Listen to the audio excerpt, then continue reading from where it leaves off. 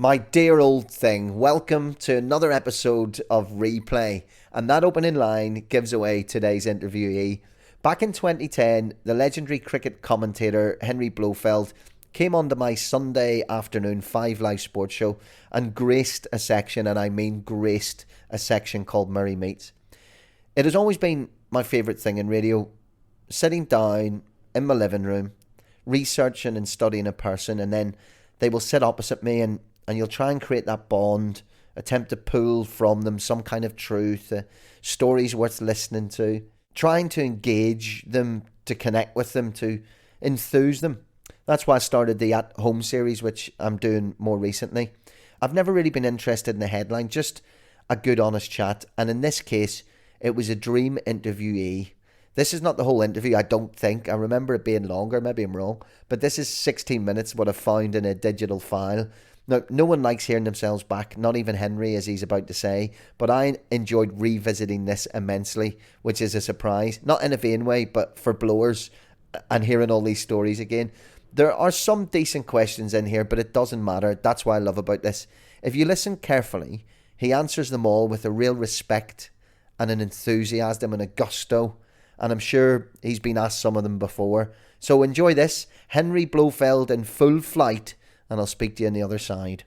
I'm speaking to the voice of cricket, a tangential, illuminating legend of the microphone. Henry Blofeld's with me. Hi, Henry. My dear old thing, it's very kind of you to be brave enough to have me. And I think also, in the spirit of yourself, I'm not going to start with anything obvious. We'll go off on a tangent before we even begin. I knew you'd bow me a googly before I got settled.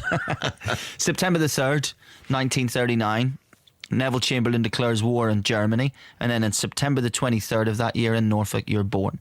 Well, my mother always informed me I was. Yeah.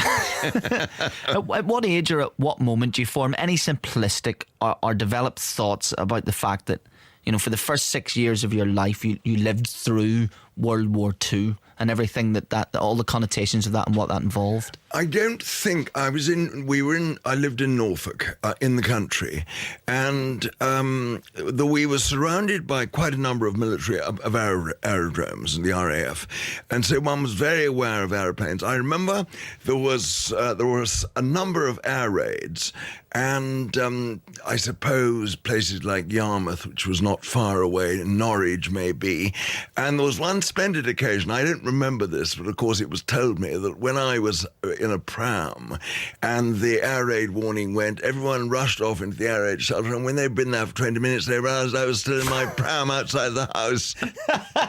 So I mean, I think everyone did their best to get rid of me at a pretty early stage. One remembers rationing books, tremendous, and we had a van that used to come along every Saturday morning. I can't remember what the driver's name was, I think it was a black van, and you could buy sweets and things like that. Well, pocket money was very much on the short side, but I always tried to bribe him by giving double the coupons, but he wouldn't take it. At any stage. I mean, you played a lot of schoolboy cricket. I mean, you won awards for playing schoolboy cricket, but an injury ended that early for you and led to, thankfully, what we've been able to enjoy in Test Match Special over decades. But it was quite an horrendous thing. Age 17 at the time. Well, yes. I mean, everything went quite well for me. I mean, I managed to slog 100 at Lord's for the Public Schools and Combined Services in 1956. Gosh, a long time ago, isn't it? When I was 16, everyone thought I was rather good, but the following year, my navigational ability let me down, and I drove a bicycle, talking happily over my shoulder to someone behind me into a bus that was going at about 50 miles an hour. And I spent 28 days unconscious, I think it was. And obviously, I don't remember anything about it, but I was jolly lucky.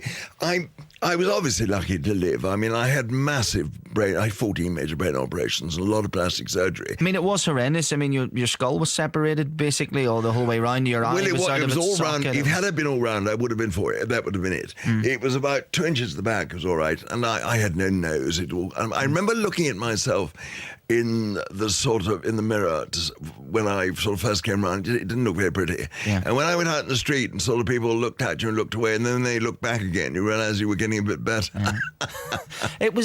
There's There's most stories when I was reading a lot about you over the last week, Henry. There's an eccentricity to it, or a little quirk, and the bus itself was carrying quite shapely figures of what was the French Women's Institute. Well, this was absolutely right. Unfortunately, I wasn't there to see it, but they all got out, jumped out, all these ladies. They were going to look round Windsor and Eton and things, and they all said Zut alors, or whatever they say when they run over the captain of the Eton 11 on a bicycle, and jumped back into the bus, and off they drove. But it left me, and it really sort of fixed my cricket career. I mean, I was never going to be any good after that. I managed to creep into, as the last choice just about, into a bad Cambridge side in 1959. And I did have the great luck, in fact, of playing in first-class matches, can you believe it, with the great Keith Miller, the Australian all-rounder, and a fortnight later with Dennis Compton, who had just retired from Middlesex. That was in 59. And I managed in that match, when I played Dennis, I managed to score a first-class 100 at Lord's, so wasn't that exciting? Do you look back in your more contemplative moments, or when you're on your own, because that injury directly affected your professional career, your senior career? Do you look back and would you trade all the success you had and all the love over the decades and fun with TMS for not to have looked back and waved at your friend? And do you think about what could have been? No, absolutely not. And I never did. I think when I came round at the age of 17, all I wanted to do was get on with life. And I've never for a moment thought back and felt sorry for myself. There's no point in doing that. You can't. The past is gone. The only thing you can deal with is the present, and one hopes a little bit organise the future. And I was never, I never sort of got my knickers into a twist thinking, oh gosh, if only I'd been there, I could have done that. You know, no, none of that. And I've been terribly lucky to have done what I have done. I mean, cricket's always been my passion, and so my hobby, if you like, it's been my job. And not many people are that lucky, are they? Exactly. There was a period before Test Match Special, from moving on and into your adulthood. Before you joined Test Match Special, you worked as a journalist, and your first report, wasn't it, was for the Guardian. It was England's tour of India in the early 60s. You nearly, Ruddy, got to play for England. Well, it was. I started off in 62 working actually for the Times as a freelance. I've always been freelance. Then I joined the Guardian as a sort of holiday relief sub and did a bit of work outside. And in 63-4, I went to India as to cover that tour, and we drew all Test matches. It was a boring series, really, and we got to Bombay, first Test in Madras, and England, on the night before the game, only had 10 fit men. And David Clark of Kent, who would later president of MCC and had captained Kent, obviously, one day, had a press conference the night before and asked me to stay behind. I didn't know why I did. And he said, now look, we've only got 10 fit men. He said, you and I, the only two to have played first-class cricket. He said, you're 20 years younger than me. Try and get to bed before midnight tonight. I said, I'll try awfully hard. But I did say one thing to him. I said, now, David, this is fine. Colin Cowdrey and Peter Parfitt were flying out as sort of reinforcements. And I said, I don't care if Parfitt and Cowdrey are flying out. If I score 50 or above in either innings, I'm damned if I'm standing down for Calcutta. Was it agreed to? Because what eventually happened is a player checked himself out of hospital and played against Mickey doctor's Stewart. advice. Therefore, your big chance went. Mickey Stewart, the vice captain, he quite right. He was in the Sun and Sand Hospital in Bombay, and he heard the news. And he came and stood at short leg for about an hour, and then was back in hospital almost before lunch with a temperature of 106. But my patriotism didn't extend being 12th man, I'm afraid. And what was so funny, one of the Indians was 12th man, and his name, can you believe this, for 12th man was Cripple Singh. No.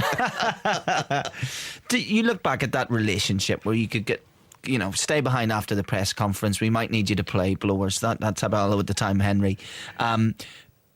You would have rubbed shoulders with those greats during the 60s and to be on those tours and have that close relationship. Now put that up against the last 10 years, the mass media coverage, the 24/7. It's changed totally. Do you find the disconnect? Does the disconnect between the journalists and the players, does that disappoint you? Are we missing that, the honesty? Well, can I tell you, yes, I think it does, but I think it's inevitable, and I think the red top newspapers have made it inevitable. They want to know all the details that go on behind the scenes, and therefore this is going to happen. When I first went on cricket tours to India in 63-4, then to the West Indies in 67-8, I can remember at the end of every day's Test cricket, players and journalists used to gather in the bar, drink some beer together, and you would have people like Ken Barrington, Tom Graveney, Fred Titmus, David Brown, John Snow, Colin Cowdrey, and you'd learn as a young reporter, you would learn so much by just listening to them. And nowadays, of course, that opportunity is not there. Anything like so much. I mean, obviously journalists interview players, but there's nothing like the same intimacy. And there is this sort of plate glass window between the two. I mean, we never stay in the same hotels. I don't think I've stayed in the same hotel as a team on any of the last half dozen tours I've done. And I think this is disappointing in a way, because you don't get to know the players. I mean, in the old days when they went out to Australia, they set off before the end of the English season. They went to Tilbury and got on the ship. Well, of course, the press were there too, and they all became great friends. And it developed a tremendous camaraderie, a tremendous team spirit, which I think can only have done the whole show an awful lot of good. But then, on the other hand, the prying eye of television cameras were not there. I mean, I'm not criticising television cameras. Of course, they've got to go for what's news. But everything has changed. Life's evolved. Life's moved on. Let's talk about Test Match Special and when you joined. Did you have a good show? First show? Did you have a good one? Well, it was very nerve-wracking.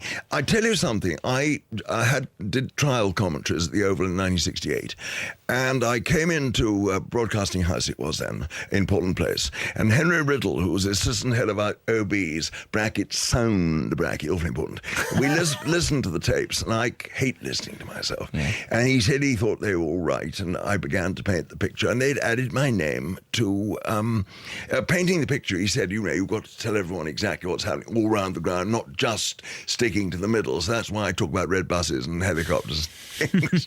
And anyway, he said they've added my name to the list of BBC cricket commentators. And of course, I thought that was terrific, and left on wheels of heaven, so to speak.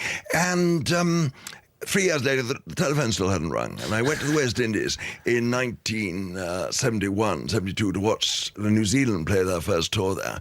And the two radio stations in each island, the commercial station wanted a New Zealand voice, and there wasn't one available. They asked me if I ever commentated on cricket, and I said, well, I've hardly ever done anything else. Why? And so they employed me, and for the whole series. And I came back, and I think news must have got around. So I had a letter from Robert Hudson, who was head of OBs, bracket, sound bracket, saying, would I do a reporter game, Essex, Warwickshire at Chelmsford? And they sent the bearded wonder, Bill Frindle, down to keep an eye on me, and I did it. And the next week, I got a letter from the same Robert Hudson saying, would I do 2 one-day internationals in the first one-day series ever in England? There's been 72 against Australia. They were the matches at Lord's and Edgbaston. And I turned up absolutely terrified. Of course you were. But it must have gone all right, I suppose. I didn't do anything the next year, but then I did my first Test match in 74, and I remember being very frightened about that, because I think John Arlott and Brian Johnston certainly they were there. I can't remember whether CMJ was there or not, actually. And the filling in bits, when there's no play, when rain or bad light stops play, I didn't think with Arlo and Johners, I didn't think I'd have anything to add. And I was terrified about that. But as it happened, it worked out all right, although I went on for too long. When I got eventually got in on a rain break, I spoke on without ceasing for 12 and a half minutes. But then I stopped, and I wanted some help, and I looked to my right where there should have been 2 people sitting. There was no one there at all. And all there was a scribble and a note in Jonas' scribbled handwriting, which said, keep going until 6:30 and don't forget to hand back to the studio.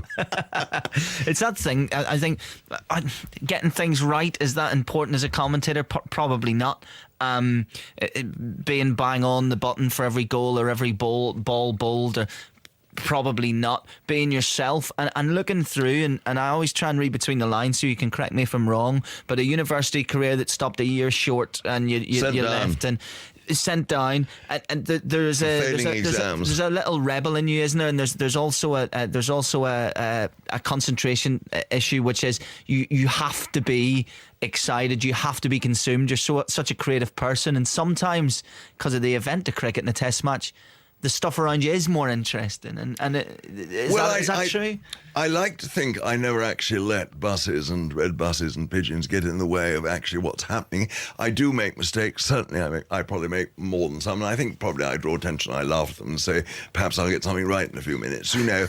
And I think it's easy. And I certainly have done. I know I've got rather a reputation for making mistakes. It's not done deliberately. I try awfully hard not to. And I know I say silly things like Monty Python and not Monty Python. I don't actually mean to do that, you know, just the way it happens. But I am aware, of course I'm aware that one shouldn't make mistakes, but I know I do, and I think listeners are very compassionate and feel, well, perhaps it's human, you know. And what's the best ground for other things apart from cricket? Where are your favourite places? Well, you see, nowadays they've changed all the England grounds round, and you're up high, and I mean, Lord's was wonderful when we were in the pavilion. You saw those streams of buses down in the Wellington Road, and now you can't see a bus anywhere. In England, where's the best place? I suppose Trent, there's a bit going on around Trent Bridge. Headingley, well, we used to be able to see the buses in the Kirkstall Lane. That was fun. I think the best bus, the best ground of all, I've just suddenly thought of it. I think it's called the Ferozza. No, it's the Ferozza something stadium in Delhi, which I think has now been moved, actually, and changed. But that used to be owned by the Maharaj Kumar Vizianagam, who captained India in the 1930s. He couldn't play cricket, but you didn't have to if you were a Maharaja.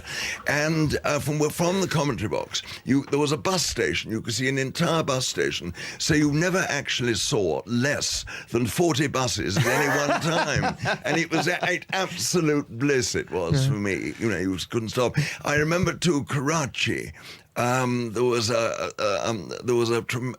commentary box up to the right on the hill. You could see a very, very smart house and obviously lived in by a very important chap. And someone rang me up and on air and said, he was Peter Richardson, the former England opener, and said, chap who lives in house on hill is Waller who sells tickets. Wow, fantastic.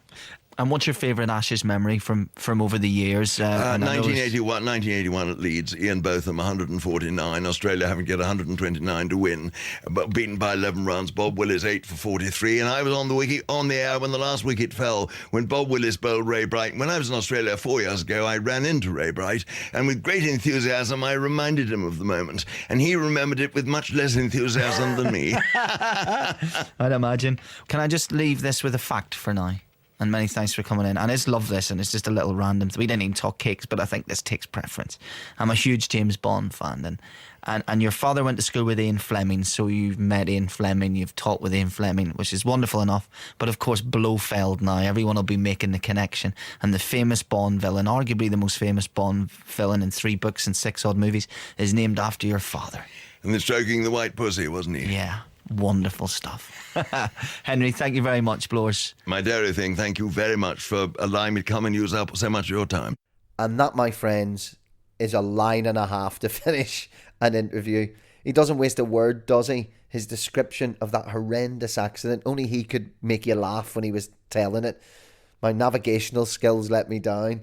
His thoughts as well on the relationship between players and journalists. I loved his take on that gap now that exists between players and the journalists. We know why, he explains why, but I did like Gareth Southgate taking the jump and closing that gap a little bit at the last World Cup.